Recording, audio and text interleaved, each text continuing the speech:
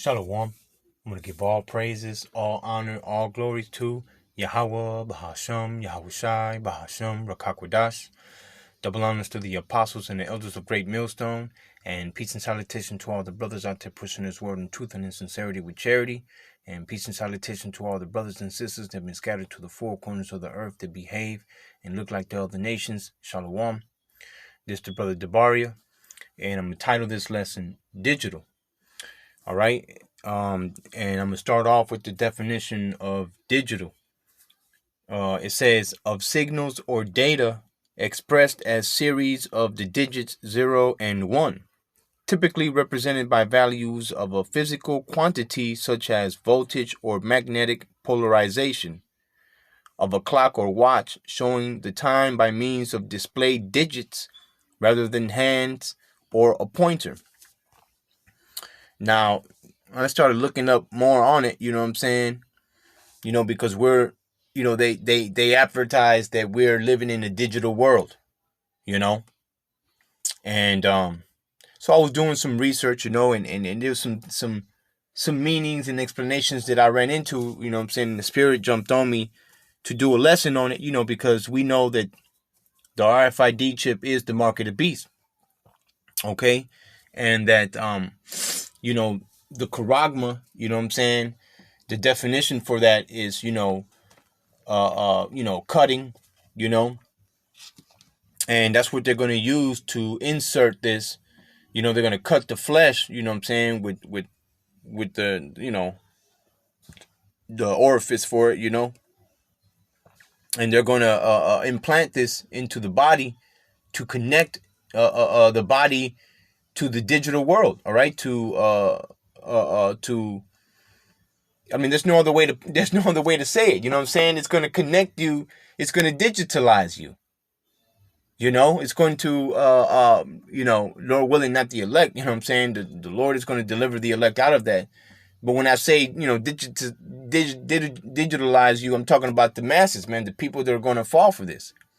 The people that are not going to be able to overcome.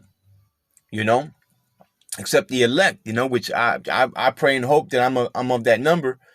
But it's going to make you one with the computer, man. Okay, and the computer is nothing but a digital, physical digital representation of what digital is. All right, which I read to you. I just read, and it said of signals or data expressed as series of the digits 0 and 1. All right, this is what the whole Y2K thing was about. All right, when they didn't have enough digits to cover the New Year's and all that, and everything was going to crash and it was going to be an apocalypse. You know what I'm saying? Why? Because computers are digital. You see, and to be integrated into the computer to the whole transhumanism thing, to bond with AI or whatnot, to tap into the brain, you know what I'm saying? It's all digital talk, man. It's all a part of the digital world, man. And that's what computers are about. It says typically represented as by values of a physical quantity such as voltage or magnetic polarization, and where electricity can run through the human body. Hell, we can even be magnetized if we have enough different metals in our blood. Okay, so I'm gonna get to some of these meanings real quick, and I'm gonna pull out some scriptures, and then that'll be that. 1 second. So, all right, so we got what is digital technology? Digital technologies are electronic tools, systems, devices, and resources that generate, store, or process data, and that's what's gonna happen, to the people who take that, man. Esau, all right, is going to be able to process data to and from them. Okay, it says well-known examples include social media, online games, multimedia, and mobile phones. Digital learning is any type of learning that uses technology. It can happen across all curriculum learning areas.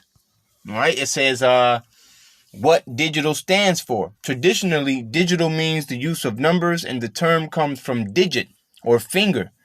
Today, digital is synonymous with computer.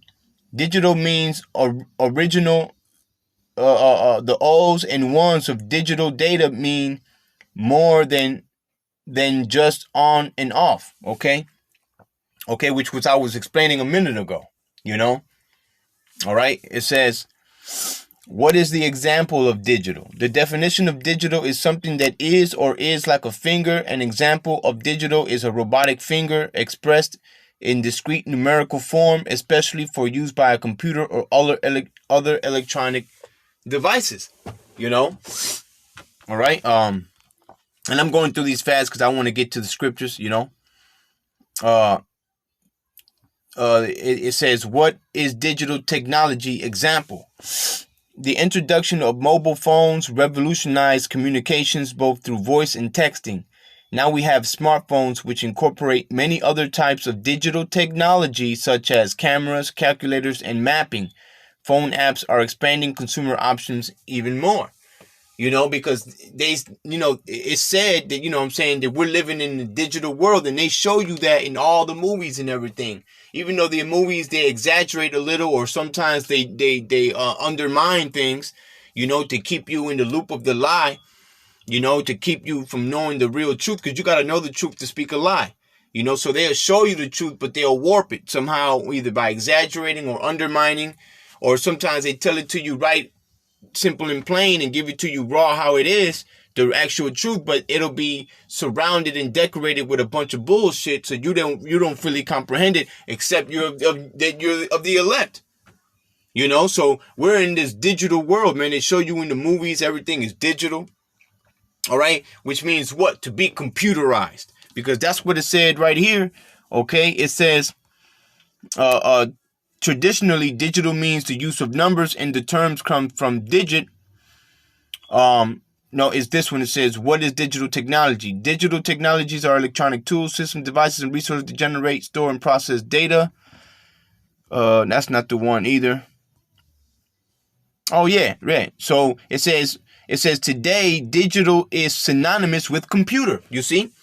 Okay, so we're living in a world where it's all about information and computers and numbers, and you know what I'm saying? This is a digital world, right? Okay, so it makes sense, right? That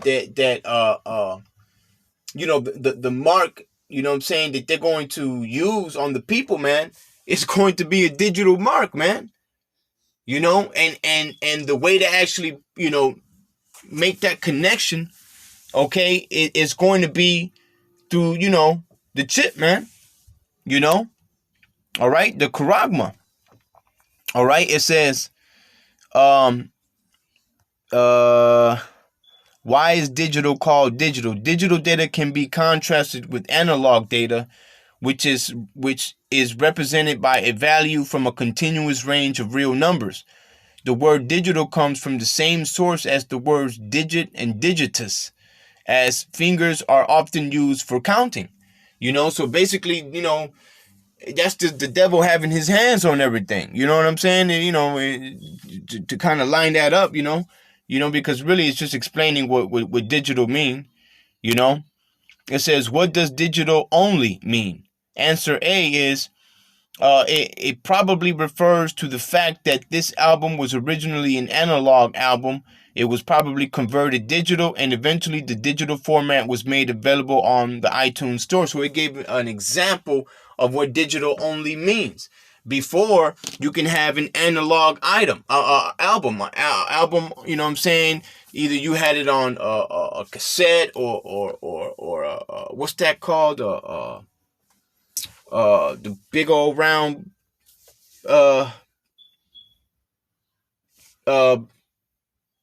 oh man, I forgot the name of it. You know what I'm saying? It's funny because, what I'm saying, I used to be into music a lot, but it could be put on a CD. You know what I'm saying? But now that things are being made digital, it makes all those things obsolete, man. It makes it's on the tip of my tongue, but I can't get it. It makes all those things obsolete. You know what I'm saying? You don't really see cassettes anymore. You don't really see CDs anymore. You don't really see music on old type of music playing devices or designs, man. Everything is digital now. You know what I'm saying? You can stream music on your TV, your phone. You know what I'm saying? If you got a radio, you know what I'm saying? It probably like new radios on the cars and stuff. It don't come with cassette players and DVD players anymore. Or should I say CD players anymore? Because DVD is, you know what I'm saying, is video. You know? You know what I'm saying?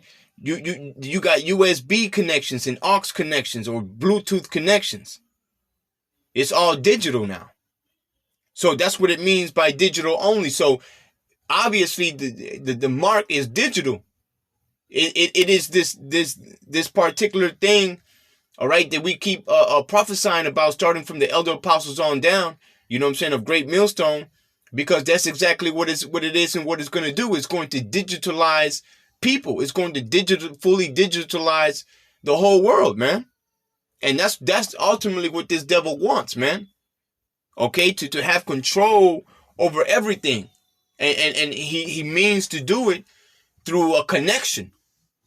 You know? Okay, it says what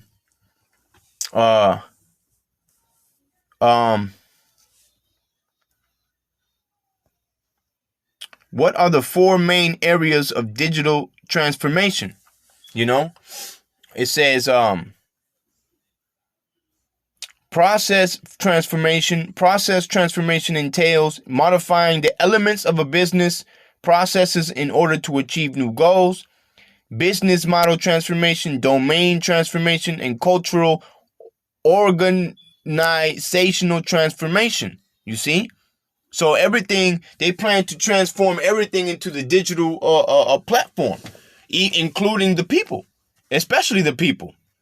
You know, what are the three main components of a digital transformation? These are the three essential components of a digital transformation. The overhaul of processes, which means changing it from regular analog or regular devices, all right, to the digital one, which is a counting of 0 and 1s. Okay.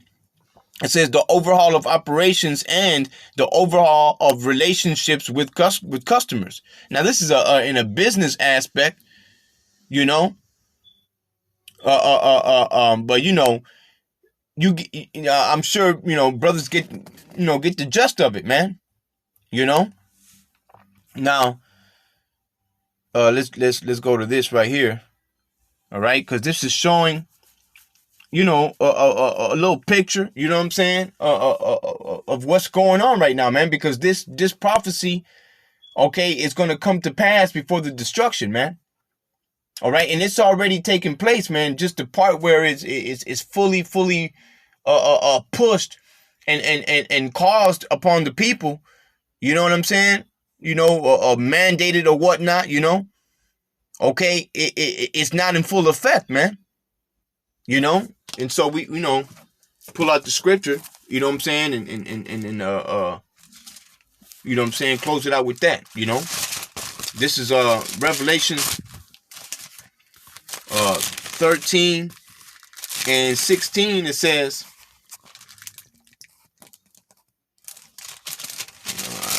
lost my spot here. Oh, there you go. It says, well, let me start at 15. It says,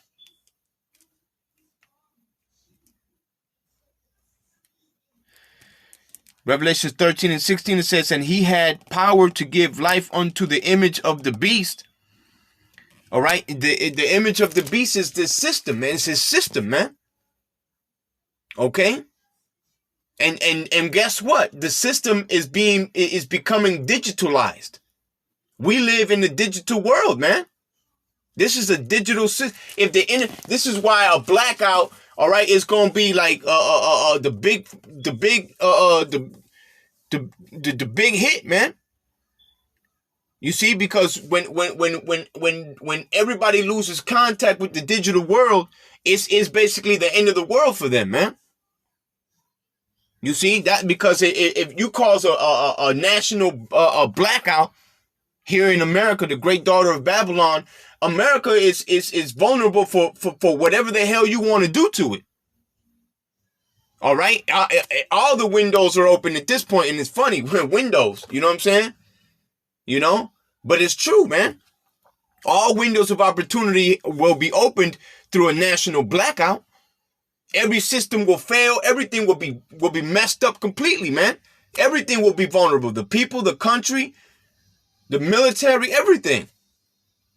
Why? Because this is a digital world. It all runs off of technologies or being digital, man. Computers. You see? It says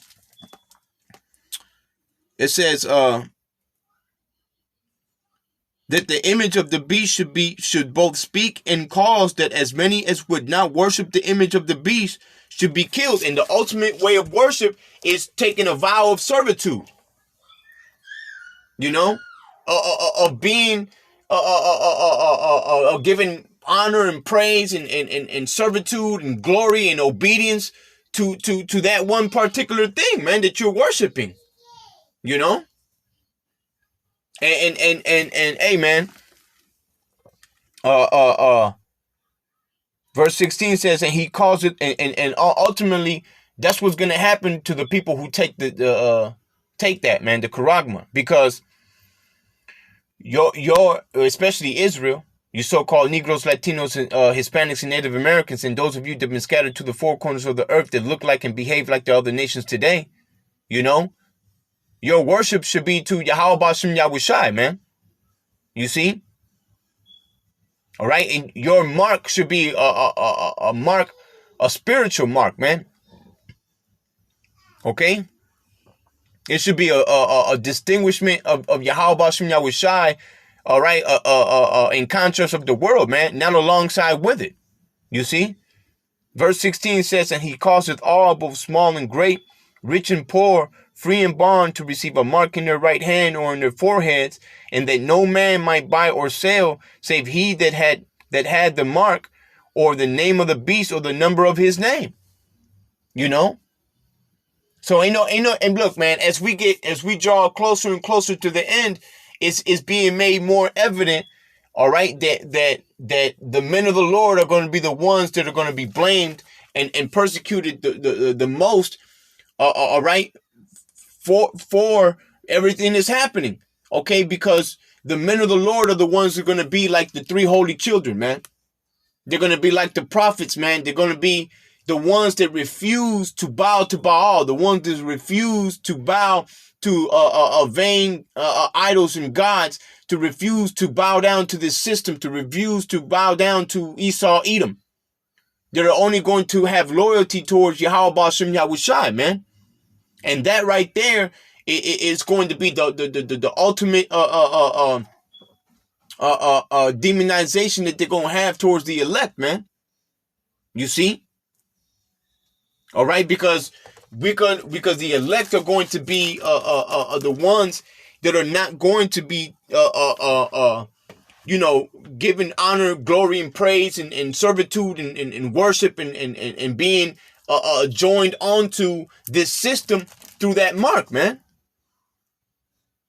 All right, but the rest, all right, the rest will fall into this deception, man. But the elect shall be saved out of it. You see? All right. It says, Hosea. This is book of Hosea. Let me get it.